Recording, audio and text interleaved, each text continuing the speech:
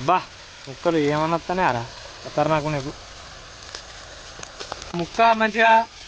ముక్క ఉల్లిగడ్డ పచ్చిమిర్చి అన్నీ మంచిగా కలిసినట్టు ఒకసారి మంచిగా మిక్సీ కొట్టుకుందాం.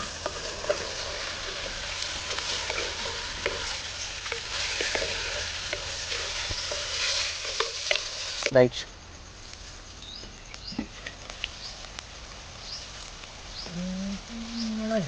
గరిటె నాటుకోడి పులుసు. మన ఈ నాటుకోడిలో మంచిగా నీళ్ళు పోసుకుందాం నిండా.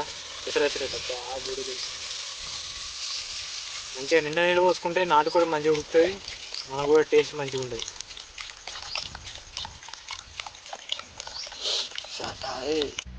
చికెన్ మంచిగా నాటుకోడి మంచిగా పులుసు మసులుతుంది. ఇలా మనం మంచిగా గట్టి కారపొడి వేసుకుందాం.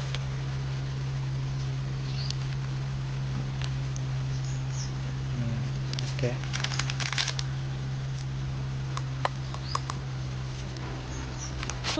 అంటే దొడ్డు ఉప్పు వేసుకుందాం.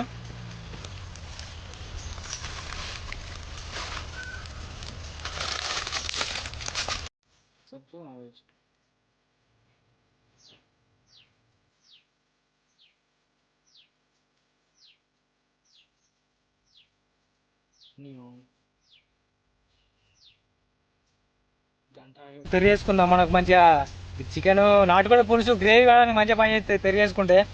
పెరిగేసుకొని మంచిగా కలుపుకుందాం.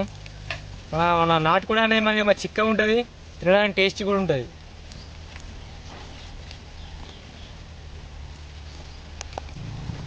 కొంచెం కారం తక్కువ అనిపిస్తాను, నేను కొంచెం వేసుకుందాం అవసరం ఉంటే.